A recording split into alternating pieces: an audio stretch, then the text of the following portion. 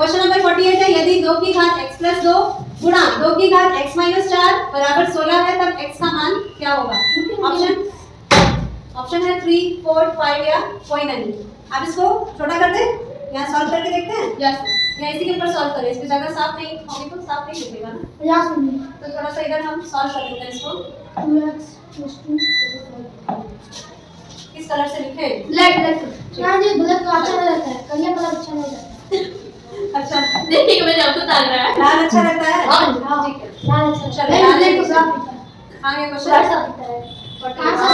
चलो हमारा क्वेश्चन है 2 की घात x प्लस 2 गुणा 2 की घात x माइनस 4 बराबर 16। ठीक, इसमें हमको क्या निकालना है? x का मान निकालना है। तो ये बेस है और तुम लोग को ये नियम पता है कि जब आधार सेम होते हैं तो जो घातांक होते हैं वो क्या होते हैं? जो आधारों के बीच में गुणा हो और आधार सेम हो तो घातांक जुड़ जाते हैं। तो ये और ये जुड़ेगा, है ना। और इसको भी अगर हम 2 की घात के रूप में लिखें तो 16 क्या होगा? 2 की घात कितना 16 होता है? 2 की घात कितना 4। 2 दूना 4, 4 दूना 8, 8 दूना 16। यानी 2 की घात 4 लगाएंगे तो ये हमारा 16 हो जाएगा। ठीक है, तो अब जब आधार इधर 2 है, इधर 2 है, इधर भी 2 है ना, इसको हम एक में ले लेते हैं। x plus 2 plus x minus 4 एक जगह ले लिया हमने। 2 पे सारा घात चला गया, है ना, प्लस करके। और यहाँ है 2 की घात 4। अब जब आधार दोनों तरफ सेम है तो घातांक भी सेम होने चाहिए। तो हम आधार को हटा के खाली घातांक को समीकरण में लिख देते हैं। ठीक है, इधर का घातांक जो है इधर के घातांक के बराबर होगा क्योंकि उधर का आधार इधर के आधार के बराबर है। x और x जोड़े 2x हो गया प्लस 2 माइनस 4 बराबर 4। अब 2x यहाँ क्या आएगा? प्लस 2 माइनस 4 की जगह नहीं 2 माइनस 2। प्लस 4 कैसे? तो 2x को बाएं रख देते हैं और माइनस 2 को दाहिने ले आते हैं तो क्या होगा? प्लस 4 प्लस 2 यानी कि 6 है। तो 2x अगर 6 है तो x कितना होगा? 3 अपन 6 बटा 2। पता नहीं काटना 2x अगर 6 है तो x 6 बटा 2 यानी कि 3 होगा। तो आंसर कौन सा आ जाएगा? इसमें आंसर A। बिल्कुल तैयार हो, समझ आ गया? 5 और 6 के बीच एक अपरिमेय संख्या होगी। ऑप्शंस में से चूज करना है कौन सी अपरिमेय संख्या होगी जो 5 और 6 के बीच में पड़ेगी। तो अपरिमेय संख्या का क्या होता है? मतलब जो जिसका भाग देने पे, अंश को हर से भाग देने पे दशमलव कभी खत्म नहीं ना हो, यानी कि कभी भी उसमें शेष 0 नहीं आएगा अगर भाग देंगे तो ऐसी संख्या को अपरिमेय कहते हैं। तो हम 5 और 6 के बीच अपरिमेय संख्या खोजेंगे तो पहले हम ये देखें कि 5 किसका वर्गमूल है? किस संख्या का वर्गमूल है? किसी को 5 का वर्ग क्या होता है? 25। तो 25 का वर्गमूल 5 ही ना होगा। तो इसको हम वर्गमूल 25 के रूप में लिख सकते हैं कि नहीं? लिख सकते हैं ना। 6 किसका वर्गमूल है? 36 का। Very good. तो इसको हम ऐसे लिख सकते हैं। तो इसके और इसके बीच में यानी वर्गमूल 25 और वर्गमूल 36 के बीच में जो संख्या पड़ेगी वो अगर उसका स्क्वायर रूट कोई पूर्ण संख्या नहीं आ रही है तो वो अपरिमेय संख्या होगी। इसका वर्गमूल अगर कोई पूर्ण संख्या कैसे आएगी? इसके बाद यही आता है पूर्ण वर्ग, है ना। 25 के बाद पूर्ण वर्ग क्या है? 36 ही है ना। तो इन दोनों के बीच में कोई भी वर्गमूल लगा के संख्या लिखोगे 25 और 26 के बीच में तो वही तुम्हारा इन दोनों के बीच का अपरिमेय संख्या होगा। अब इसमें से देखो अंडर रूट 25 और अंडर रूट 36 के बीच में का किसको मान सकते हैं हम? अगर ये लेंगे तो क्या होगा? आधा। तो ये 5 और 6 11 हो गया तो 11 1/2 गुणा 11 यानी 11/2 यानी 5.5 एक परिमेय संख्या है। अंडर रूट 5 में 6 लेंगे तो 5 और 6 11 का वर्गमूल होगा जबकि हमको चाहिए 25 वर्गमूल से ज्यादा, है ना। इसको लेते हैं तो क्या होगा? अंडर रूट 5 × 6 यानी 5 × 30 क्या होगा? ये अंडर रूट 5 × 30। तो ये संख्या जो है इन दोनों के बीच में पड़ेगी। ठीक है, तो तुम्हारा आंसर सी होगा। इसमें समझ आ रहा है? क्वेश्चन नंबर 50 देख रहे हो। 10 + 18 डिवाइडेड बाय 2 माइनस 4 × 2 प्लस 20 का मान क्या होगा? ये पूरा पॉडकास्ट पर आधारित है सवाल। इसको कोशिश करो सब लोग। आ गया आंसर? चलो हम भी चेक कर रहे हैं।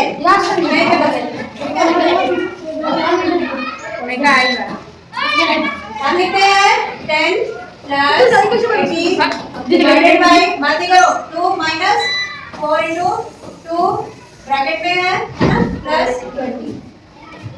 सबसे पहला स्टेप हमारा क्या होगा इसमें? पहले ब्रैकेट हटाएंगे। तो ब्रैकेट के अंदर 4 into 2 है तो हम लिखेंगे 10 plus 18 divided by 2 minus 8। Bracket हट गया। दूसरा स्टेप क्या होगा? डिवाइड करेंगे। तो 10 plus 2 9 का 89 आ गया minus 8 plus 20। अगला स्टेप क्या होगा?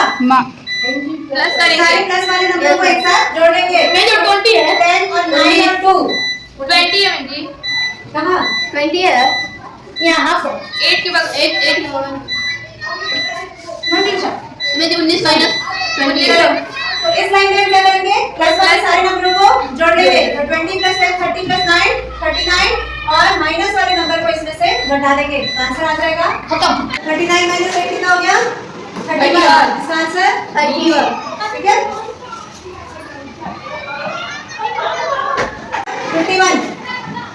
यदि एक घनाभ की लंबाई चौड़ाई और ऊंचाई का अनुपात 2:3:4 तथा आयतन 192 घन सेंटीमीटर हो तो उसके लंबाई चौड़ाई तथा ऊंचाई का योगफल क्या होगा? अब इसको हम साइड में करते हैं, है ना?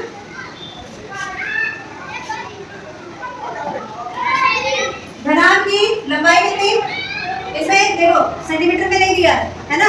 लंबाई चौड़ाई और ऊंचाई का रेशियो दिया हुआ है, अनुपात दिया हुआ है। तो लंबाई अनुपात चौड़ाई अनुपात ऊंचाई बराबर कितना हो जाएगा? 2:3:4। तो तुम लोग को पता है कि आयतन का फॉर्मूला क्या होता है? घनाभ के आयतन का फॉर्मूला क्या होता है? लंबाई गुणा चौड़ाई गुणा ऊंचाई। तो क्योंकि अनुपात दिया है तो हम इसको मान लेते हैं कि x का गुणा करने से तीनों नंबरों में हमको एक्चुअल वैल्यू मिल जाएगी। तो हम 2x गुणा 3x गुणा 4x मान लेते हैं लंबाई चौड़ाई और ऊंचाई को। बराबर हमको कितना दिया हुआ है? आयतन इसमें दिया हुआ है 192 घन सेंटीमीटर यानी सेंटीमीटर क्यूब। अब इन तीनों संख्याओं को गुणा करेंगे 2x 3x और 4x क्या आएगा?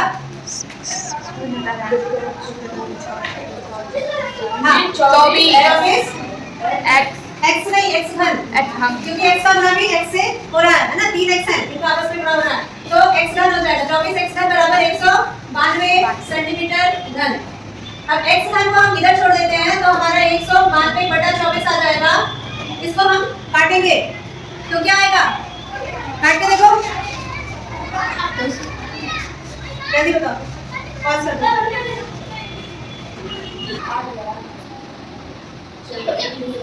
कितना? 8 आ रहा है। चलो देख लेते हैं। 12 का 12 पढ़ो। 12 24 और 12 एकदम 12 और 19 में से 12 गया 7 बचा 72। कितने में 72 आता है? 6 बार में। अब 2 एकदम 2 आते 16। थोड़ा आसान हो गया, 2 स्टेप में किया हमने तो, है ना? तो हमारा आंसर आ गया 8। तो अगर x क्यूब 8 है तो 8 को सोचो घन के रूप में क्या लिख सकते हैं? अगर घन के रूप में व्यक्त करें तो आधार क्या होगा? 2, है ना? तो 2 की घन जो होता है वो 8 है। तो अगर x दोनों में घन है तो x बराबर 2 हो जाएगा कि नहीं? हाँ? x घन बराबर 2 घन है तो x बराबर 2।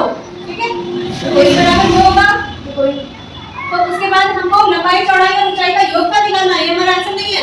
योगफल निकालने के लिए हम क्या करेंगे? 2x निकालेंगे पहले। 2x कितना होगा? 2 दूनी 4।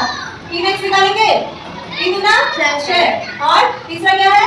4x 4x निकालेंगे 4 दूना 8। तो 8 6 और 4 को जोड़ेंगे आ जाएगा 18 और हमारा आंसर हो जाएगा पहला। क्वेश्चन नंबर 52 है 5 और 23/64 का घनमूल क्या होगा? सबसे पहले इसको हम साधारण भिन्न में बदलेंगे। ये मिश्रित भिन्न में दिया हुआ है तो 5 और 23/64 में हम क्या करेंगे? 5 गुणा 64 प्लस 23/64। यही तरीका है ना? पूर्ण संख्या का हर में गुणा करके और अंश से जोड़ेंगे। तो इसमें हम 5 से 64 का गुणा करते हैं तो कितना आता है? 320 आता है। ओके और इसमें प्लस 23 कर देते हैं तो 343/64। तो याद करो कि ये 343 किस संख्या का घन है? 7 का। 7 का घन है। तो इसको हम 7 का घन के रूप में भी लिख सकते हैं। 64 किस संख्या का घन है? 4 का। तो ये 4 घन भी लिख सकते हैं। तो हमको इसका घन मूल पूछा है तो घन मूल 7/4 हो जाएगा। वर्गमूल कितना हो जाएगा 7/4 4। और इसमें से आप देखो कि 7/4 में दिया है 2। हाँ, वैसे तो मैंने दिया है लेकिन मिश्रित भिन्न के रूप में ये दिया है, ठीक है।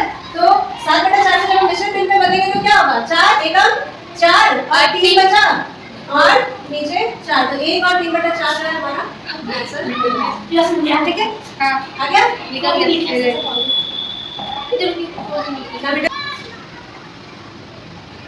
अगला क्वेश्चन नंबर 53 है संख्या 78। क्या पढ़ेंगे इसको? 78 नहीं पढ़ेंगे।